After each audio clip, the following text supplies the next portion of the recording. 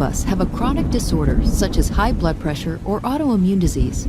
Rates of anxiety, depression, PTSD, and addiction are skyrocketing. Why? The roots of these issues and more can often be traced to trauma, adverse childhood experiences, chronic stress, and ultimately, nervous system dysregulation. Meet your autonomic nervous system. Let's call it ANS. ANS takes care of a lot of your automatic functions, like your heartbeat, digestion, and body temperature.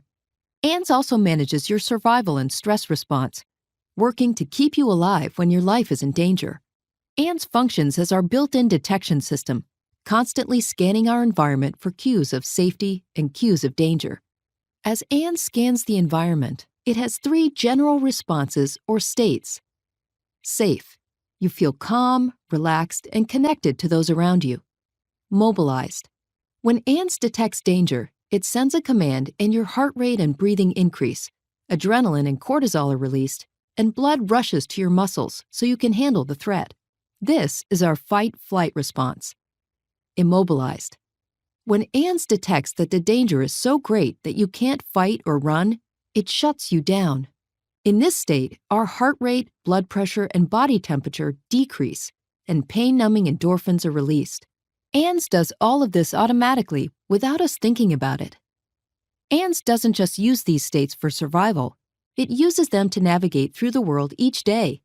When ANS functions well, it moves fluidly from one state to another, 1 minute mobilized and ready for action, and the next resting and recovering. ANS will often blend states together. When we play, ANS combines the mobilized and safe states, and when we are intimate with loved ones, it combines immobilized and safe states. When ANS can stay flexible and fluid like this, it helps us manage and become resilient to stress and negative events. We're able to bounce back and move on. Unfortunately, when we experience trauma and chronic stress, it can keep ANS from functioning in a healthy, regulated, and resilient way, and can keep us stuck in states of survival. A friendly get-together can become frightening. A simple meeting at work can become threatening. For those with a history of trauma and chronic stress, the ANS detection system often becomes faulty, constantly signaling danger even when we are safe.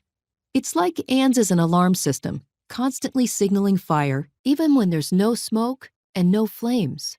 Consistently living in these survival states can be debilitating, and we often develop adaptive strategies like using drugs, alcohol, food, work, or sex in an attempt to bring regulation and temporary relief. Understanding how trauma impacts us is critically important.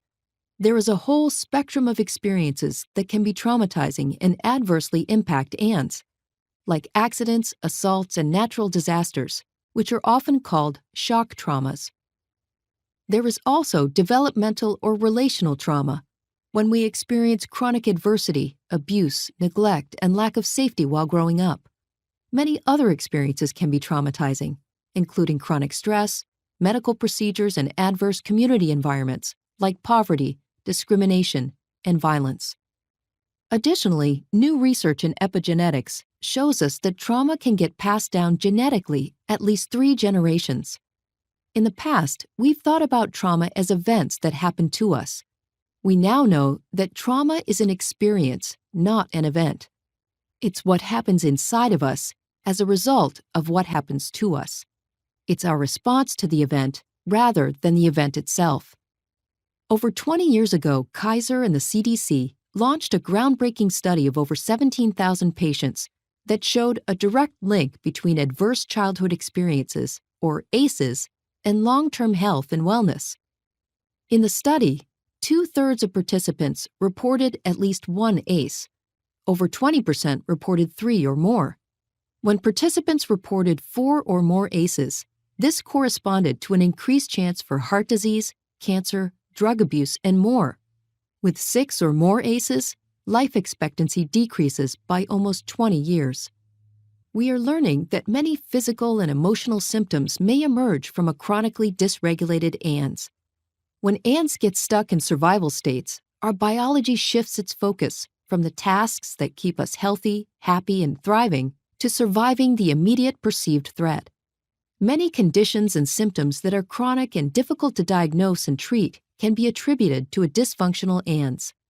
Our childhood experiences can also keep us from connecting with others. This is vitally important because as children, our number one survival priority is to attach to caregivers. When the people responsible for our safety aren't safe, and we are living in chronic states of unsafety, ANS doesn't get wired right. The part of ANS that judges what is safe and what is not becomes faulty. If intimacy and connection were unsafe as a child, as adults, we'll often unconsciously reject attempts from friends and partners to connect. Even though intimacy and connection is what we want, ANS feels it's unsafe and won't allow it. Trauma compromises our ability to engage with others, replacing the need for connection with the need for protection.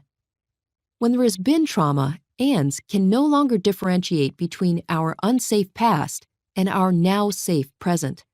ANS can't turn off the need to protect, even though we are now safe. So what can we do when ANS becomes dysregulated? How do we recover from trauma and develop a healthy, regulated, resilient nervous system? Fortunately, we can retrain ANS to feel safe again. This is best done with the help of others. Each one of us has an ANS, and our ANS is constantly communicating with and attuning to the states of others. We autonomically mirror the states of those around us. This is called co-regulating. We see it in herd behavior. If one animal senses danger, the entire group becomes more alert, increasing their chances of survival. We're exactly the same.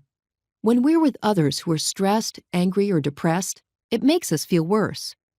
When we're with others who are calm and happy, it makes us feel better. Connecting with others who are safe, attuned, and present is the best way to restore a healthy ANS.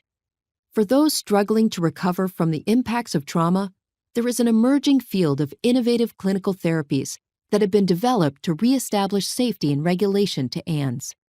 We're also learning that many of the activities we intuitively know make us feel better, like spending time in nature, practicing yoga, dancing, helping others, and more, can help ANS become more regulated and resilient.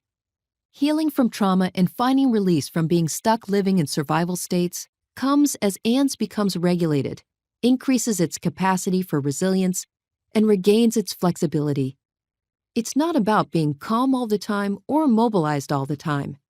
It's about having a flexible and resilient nervous system that can accurately assess safety and danger and responds appropriately. We're truly resilient when we can fluidly move from one state to another. For those living with the impacts of trauma and chronic stress, becoming unstuck is like beginning a new life.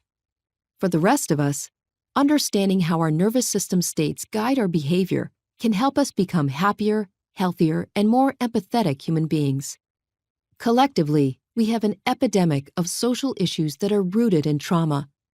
If we can do the work to heal past traumas and build healthy, regulated nervous systems as individuals, families, and communities, we can end the cycles that continue to reinforce our greatest challenges and create a safer, vibrant, and more connected world.